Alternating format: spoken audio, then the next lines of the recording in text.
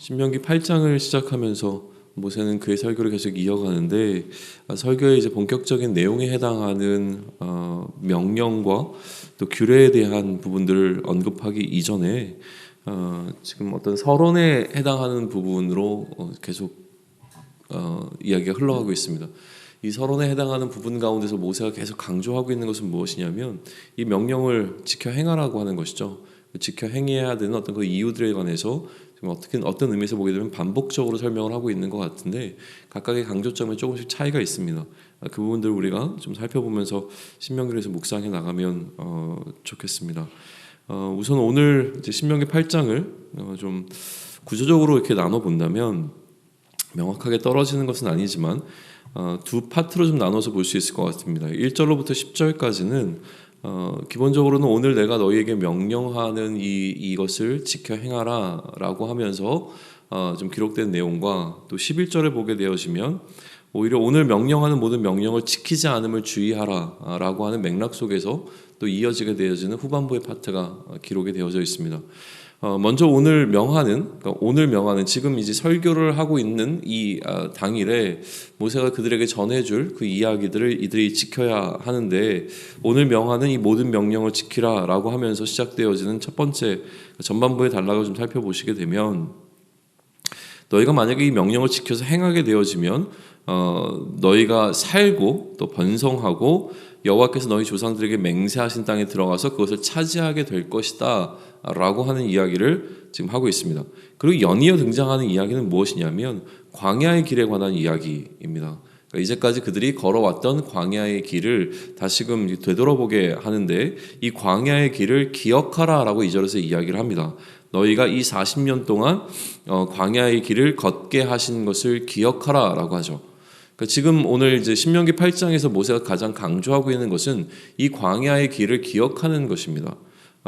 왜냐하면 이 광야의 40년이라고 하는 광야의 여정은 의미가 없었던 시간이 아니라 너무나 의미가 분명했고 선명했던 시기라고 하는 것이죠.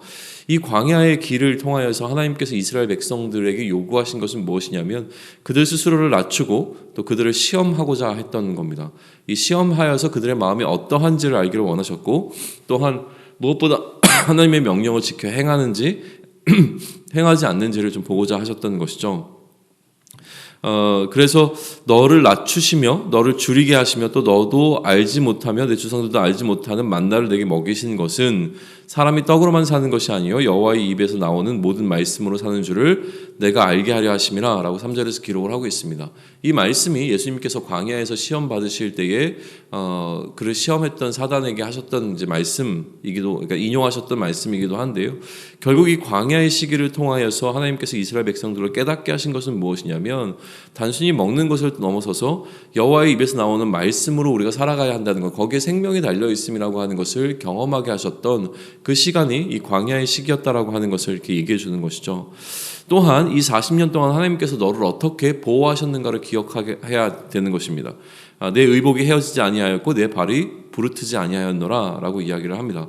그러니까 이들이 40년 동안 광야의 길을 걷는 동안에 그 광야의 길을 기억해야 하는 것인데 이 광야의 길을 기억하는 동안 반드시 그들이 기억해야 될 두 가지는 무엇이냐면 하나님께서 그들을 낮추셔서 그들이 스스로 무언가를 할 수 있음을 경험하는 것이 아니라 오히려 하나님의 말씀 때문에 내가 살아갈 수 있다라고 하는 사실을 기억해내는 것과 또 그 시간 동안 하나님께서 그들을 어떻게 보호하시고 인도하셨는가, 하나님이 동행하는 삶이 어떠했는가라고 하는 것을 반드시 기억해야 된다라는 이야기를 합니다. 그리고 5절과 6절에서는요. 앞서 이야기했던 이러한 광야의 길과 좀 대조되는 것이 아니라 광야의 길과 아울러서 그의 길이라고 하는 표현이 등장을 합니다. 그러니까 이 여정은 단순히 광야의 길로 이제 표현되는 것이 아니라 이제 앞으로 그들이 살아갈 이제 가나안 땅에서 삶이라고 하는 것은 광야의 길 동안 그들이 경험했던 것과 마찬가지로 그 길은 하나님의 길이 되어진다는 것이죠. 그의 길을 따라가며 그를 경외할 것이라고 이야기를 합니다. 물론 이것이 물리적인 길은 아닐 겁니다. 그러나 하나님께서 원하시는 길을 따라가며 그 하나님을 경외하는 삶을 살 것에 관한 이야기를 지금 하고 있는 것이죠. 그러니까 왜 이 광야의 시간이 필요했는가? 왜 하나님께서 이스라엘 백성들을 이처럼 광야로 내모셨는가라고 하는 것을 마치 아버지가 그의 아들을 징계하는 것처럼 그렇게 다루시는 방식이었다라고 하는 것을 깨닫고 결국은 그러한 징계를 통하여 아버지의 말을 듣고 준행하도록 했던 것과 마찬가지로 하나님께서는 이스라엘로 하여금 하나님의 명령을 지켜 또 하나님의 원하시는 그 길을 따라가도록 이끄셨다라고 하는 사실을 좀 기억하라라고 하면서 지금 광야의 길을 걸었던 것과 앞으로 그들이 걸어가야 할 그의 길이라고 하는 하나님의 길을 이제 대비시키면서 설명이 계속 이어갑니다. 그리고 그 길의 끝에서 마주하게 될 결과에 대해서 7절로부터 10절에서 기록하게 되어지게 되는데요. 그 아름다운 땅에서 풍요로움과 풍족함을 누리게 될 것이다. 그리고 그곳에서 너의 삶은 하나님을 찬양하는 삶이 될 것이다 라고 하는 이야기가 좀 기록이 되어져 있습니다. 그리고 이제 후반부로 넘어가게 되면 후반부에서는 앞에서는 이제 모든 명령을 지키라라는 방식으로 설명이 되었다면 이제 두 번째 이 파트에 해당하는 부분에서는 너희가 이 규례를 지키지 않게 되거나 또 하나님 여호와를 잊어버리지 않도록 주의해라라고 하는 명령이 좀 주어집니다.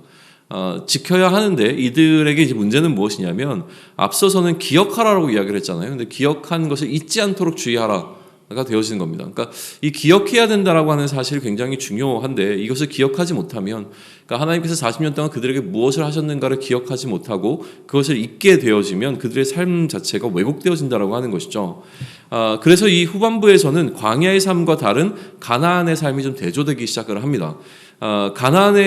광야에서의 삶은 그들이 낮아지고 또 줄였던 삶이라고 한다면 이 가나안의 삶은 그러한 광야의 삶과는 완전히 차이가 좀 있는 삶이 되어지는데 그곳에서는 먹어서 배부르고 아름다운 집을 짓고 거주하게 될 것이라고 이야기를 합니다. 또 소와 양이 번성하고 은금이 증식되고 내 소유가 다 풍부하게 되어지는 때가 바로 가나안이라고 하는 약속된 땅에서의 삶이라고 하는 것이죠. 이러한 풍요를 맞이하게 될 때의 문제는 14절입니다.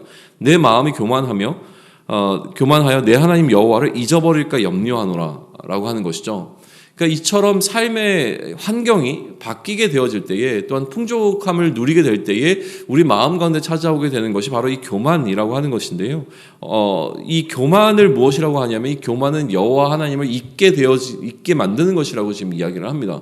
그래서 기억해야 될 것에 관해서 계속 강조를 하면서 잊지 말아야 하는데 잊게 되어지는 원인이 이 교만함이 되어진다라고 하는 것이죠. 하나님의 일하심의 의도를 다시 한번 설명을 합니다. 그 설명이 이제 14절 후반부부터 15절과 16절에 이어서 계속 이어지게 되어지는데 하나님께서 이처럼 이들을 도우셨던, 그러니까 이들에게 이러한 일들을 행하셨던 그 이유가 무엇이었는가라고 하는 것에 대해서 다시 한번 그들을 깨닫게 하고 그럼에도 불구하고 하나님께서 이처럼 이들을 위해서 광야에서 하나님의 하나님 되심을 나타내시면서 일하셨는데도 불구하고 17절에 보게 되면 그들이 결국에 나중에는 내가 내 능력으로 이 모든 것들을 얻었다라고 이야기하게 되어지는 그 상황, 이게 바로 하나님을 잊게 되어지는 상황이라고 하는 것이죠. 하나님께서 그들을 도우시고 함께 동행하셨기 때문에 지금의 오늘에 이르러 다고 하는 사실, 가나안 땅에 들어갈 수 있었다라고 하는 사실을 기억해야 되는데 그렇지 아니하고 결국에는 그들이 풍요를 누리게 될 때에 나의 능력과 나의 힘과 나의 애씀을 통해서 이 모든 것들을 얻게 되었다라고 얘기하게 되어지는, 그래서 하나님의 일하심을 잊게 되어지고 또 하나님을 경외하지 않게 되어지는 그 상황에 대해서 지금 모세는 계속 경고하고 있는 것이죠. 그래서 다시 한번 이제 강조가 됩니다. 18절에 보시면 내 하나님 여호와를 기억하라 입니다. 그러니까 이 신명기 8장을 통해서 모세가 계속 지금 이스라엘 백성들에게 이야기하고자 하는 핵심은 여호와를 기억하라는 겁니다. 여호와를 기억하지 못하게 되어지는 상황이 올 것에 대해서 지금 굉장히 경고하고 있는 것을 보게 되어지는 것이죠.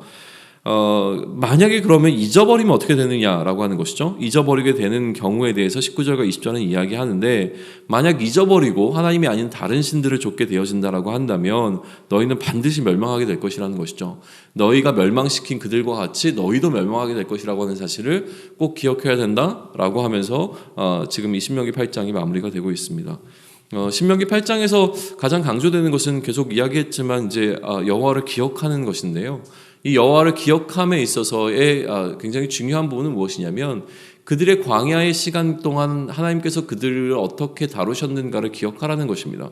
그러니까 결국 이들이 지금 기억해야 될 것은 무엇이냐면 광야에서 그들이 받았던 시험이라고 하는 거죠. 이 광야의 시험의 기간이라고 하는 이 광야의 40년을 이들은 반드시 기억하고 그의 마음속에 새겨야 하는 것에 관한 이야기입니다. 그러니까 결국 오늘의 메시지는 광야라고도 이야기할 수 있을 것 같습니다. 광야는 이스라엘 백성을 시험하는 장소였던 것이 분명합니다. 두 차례에 걸쳐서 그 시험에 관한 이야기가 등장하게 되어지는데 그렇다면 하나님께서 이들을 시험하는 장소로 광야를 택하셨고 이 시험을 통해서 하나님께서 보고자 하셨던 것은 이스라엘 백성들의 마음이라고 하는 것이죠. 하나님께서는 이스라엘 마음을 시험하기를 원하셨는데 하나님께서 능력이 없어서 이스라엘 마음이 어떤가를 좀 궁금해하시고 그것을 시험하셨던 것이 아닙니다. 하나님께서 시험하셨다라고 하는 의미는 무엇이냐면 이스라엘로 하여금 스스로 그들의 마음이 어디를 향해 있는가라고 하는 것을 드러내도록 하는 방식, 이게 바로 시험인 거죠. 하나님이 이스라엘의 마음을 알고 있었지만 이스라엘의 마음은 사실은 이스라엘에게는 감춰져 있었던 겁니다. 그러니까 이 광야의 시간을 통해서 이스라엘은 자신의 마음이 어떠한가를 밝히 드러내는 과정을 거쳤어야만 하는 것이고요. 그러니까 하나님께서 우리에게 허락하시는 시험이라고 하는 것은 스스로 우리의 마음이 어떠한가를 드러내기 위한 방편이 되어집니다. 우리가 나의 마음이 어떠한가라고 하는 것을 끄집어내어서 보게 되어지는 그 시간이 바로 시험이라고 하는 것입니다. 하나님은 우리의 마음이 어떤지 이미 아시죠. 그러나 우리가 우리의 마음이 어떤지를 스스로 우리 앞에 끄집어내는 그 과정, 그것이 바로 시험인 겁니다. 시험이 우리 앞에 찾아오게 되어지면 우리는 우리의 민낯을 보게 되어집니다. 시험이 찾아올 때에야 우리가 입술로 이야기했던 것들이 실체가 어떻게 우리 삶 가운데 나타나는지를 우리는 마주하게 되는 것이죠. 광야는 그런 의미에서 시험의 장소입니다. 우리의 무지 때문이 아니라, 하나님의 무지 때문이 아니라 우리의 무지 때문에 우리 스스로를 깨닫게 만들어주는 장소인 겁니다. 광야에 나가게 되면 우리는 우리를 깨닫게 되어집니다. 광야에 나가게 되면 우리는 나를 마주하게 되어지는 장소, 바로 그것이 우리의 삶의 광야인 것이죠. 그렇기에 광야는 하나님의 일하심이 선명해지는 장소입니다. 하나님의 일하심에 관한 설명들은 여러 가지로 하나님께서 40년 동안 이스라엘 백성들을 어떻게 다루셨는가라고 하는 하나님의 일하심에 관한 기록들이 등장하고 있는데, 실제로 지금 모세가 이야기하고 있는 하나님의 일하심과 관련된 장소들은 이스라엘이 하나님을 향해서 바랬던 원망과 연결이 되어집니다. 광야 가운데서 그들이 하나님을 향해서 원망했던 그 원망들 가운데 하나님께서 그 원망을 어떻게 다루셨는가라고 하는 기록들을 모세는 지금 하고 있는 것이죠. 그럼 실제로 이 광야 속에서 시험의 장소였던 이 광야는 단순히 이스라엘 백성들만이 시험받았던 것이 아니라 이스라엘 백성들이 어떤 의미에서는 하나님을 시험했던 장소이기도 합니다. 하나님께서 하나님의 능력을 우리 가운데 행하실 것을 하나님을 향해서 요구했던 장소가 바로 광야인 것이죠. 그리고 이러한 이스라엘이 하나님을 시험할 때에 그 시험에 하나님께서는 신실하게 응답하셨다라고 하는 겁니다. 하나님의 능력을 나타내셨고 그렇게 하나님의 능력이 선명해지는 장소가 바로 광야라는 겁니다. 이전에 하나님께서 이스라엘 백성들을 향하여서 일하지 않으셨던 것이 아닙니다.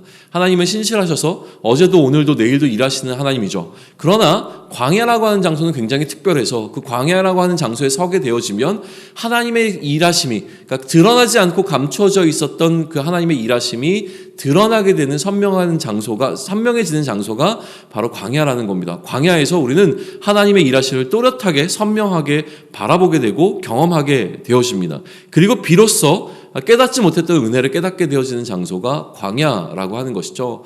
동일하게 일하셨던 하나님의 일하심이 보다 더 크게 느껴지는 장소, 그것이 바로 광야라고 하는 겁니다. 그렇게 광야는 하나님께서 복을 주기 위해서 선택하신 장소가 되어줍니다. 16절 한번 다시 보시죠. 16절은 이렇게 기록합니다. 내 조상들도 알지 못하던 만나를 광야에서 내게 먹이셨나니 이는 다 너를 낮추시며 너를 시험하사 마침내 내게 복을 주려 하심이었느니라 라고 기록합니다. 광야는 그런 의미에서 하나님께서 이스라엘 백성들에게 복을 주기 위한 장소입니다. 그런데 3절로 다시 올라가시면 3절은 이렇게 기록합니다. 너를 낮추시며 너를 줄이게 하시며 또 너도 알지 못하며 내 조상들도 알지 못하던 만나를 내게 먹이신 것은 사람이 떡으로만 사는 것이 아니요 여호와의 입에서 나오는 모든 말씀으로 사는 줄을 내가 알게 하려 하심이라 라고 기록합니다. 자, 그럼 결국 같은 이야기를 반복해서 이야기하는데 16절에서는 복을 주기 위함이라고 표현했던 것이 3절에서는 이미 무엇이라고 설명되었냐면 하나님의 입에서 나오는 모든 말씀으로 사는 줄을 내가 깨닫게 하기 위함이라고 설명합니다. 그럼 복은 무엇이냐면 우리가 하나님의 입을 통해서 나오는 하나님의 말씀대로 살아가는 것, 그것을 깨닫는 것이 복이라고 하는 것으로 연결이 되어지는 것이죠. 그 참된 복이란 무엇이냐면 하나님의 말씀에 순종하며 사는 삶이 복이다라고 하는 것이 지금 이 모세가 이스라엘 백성들에게 전하고 있는 핵심적인 메시지가 되어집니다. 그들이 기억해야 될 것은 무엇입니까? 이들이 떡으로만 사는 것이 아니요 하나님의 말씀에 순종하며 그 말씀을 따라 사는 것이 그들에게 복이라는 사실을 기억하고 깨닫게 되어지는 것, 그것이 그들이 경험했던 광야의 삶이라고 하는 것을 다시 한번 이야기하는 것을 오늘 우리는 듣게 되어집니다. 왜냐하면 이 말씀이 생명이기 때문에 그렇습니다. 20절을 보시죠. 여호와께서 너희 앞에서 멸망시키신 민족들 같이 너희도 멸망하리니 이는 너희가 너희 하나님 여호와의 소리를 청종하지 아니함이니라 라고 되어 있습니다. 결국 하나님의 말씀을 듣고 그 말씀을 지키는 것, 그래서 이 말씀이 우리에게 복이 되어지는 것은 왜냐하면 우리가 이 말씀대로 살아야 하는데 이 말씀을 청종하지 아니할 때에 우리에게는 생명이 아니라 멸망이 찾아온다라고 하는 사실 때문에 그렇습니다. 광야는 그런 의미에서 오늘을 살아가는 우리가 교만해지지 않기 위해서 이 광야 기억해야 할 장소입니다. 계속 이제 모세는 그런 의미에서 이 광야의 40년을 기억하라고 반복해서 이스라엘 백성들에게 요구하고 있습니다. 그러니까 광야는 우리가 기억해야만 하는 장소인 것이죠. 광야를 기억할 때 우리는 우리 삶에 펼쳐지는 이 모든 것들이 나의 능력으로 임함이 아니라 하나님의 은혜인 것을 고백하게 되어지기 때문에 그렇습니다. 6절 보시면 내 하나님 여호와의 명령을 지켜 그 길을 따라가며 그를 경외할지니라 라고 되어 있습니다. 우리는 하나님을 경외해야 하는 것이죠. 하나님을 기억하고 하나님을 높이는 삶을 우리가 살아야 하는 것입니다. 그러니까 광야는 우리에게 굉장히 소중한 장소가 되어집니다. 나를 마주하게 되는 곳, 그리고 하나님께서 그 나를 교만하지 않도록 낮추어 주시는 장소, 그래서 이 낮추어진 그 장소 가운데서 내가 하나님의 말씀이 얼마나 귀한 것인가를 깨닫고 하나님의 말씀을 순종하는 자에게 허락하신 하나님의 일하심을 선명하게 경험하는 것, 그래서 앞으로 살아가는 동안 나를 다시 교만하게 만들지 아니하고 하나님 앞에서 나를 낮추며 또 하나님의 일하심을 기대하며 또 하나님의 말씀을 청종할 수 있도록 만들어주는 장소, 그것이 우리가 경험하는 이 광야라고 하는 것입니다. 여기에 우리가 한 가지만 더 짚고 넘어갈 부분이 있습니다. 그것은 무엇이냐면 좀 신학적인 굉장히 중요한 이슈인 임의와 아직이라고 하는 그 긴장 관계입니다.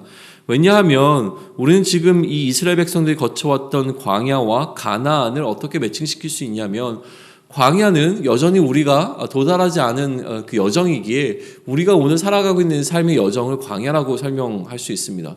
그리고 약속의 땅인 가나안은 우리가 이후에 들어가게 될 하나님 나라를 가나안 땅이라고 해석할 수 있는 것이죠. 그러다 보니 오늘 우리의 삶을 우리는 해석할 때 가나안 땅이라기보다는 광야로 이해하는 것이 훨씬 더 자연스럽습니다. 그런데 지금 모세가 주고 있는 이 설교의 핵심은 무엇이냐면, 너희가 가나안 땅에 들어가거든 그 땅 가운데서 광야를 기억하라고 하는 말씀이죠. 그런데 우리는 이제 광야에 들어가는 것이 가나안 땅에 들어가는 것이 이스라엘 백성들이 들어가는 가나안 땅과는 차원이 다르기 때문에 이것을 그렇게 이해하기는 조금 어려움이 있습니다. 그래서 우리는 두 가지 측면에서 이해를 좀 해야 되는데, 첫 번째는 무엇이냐면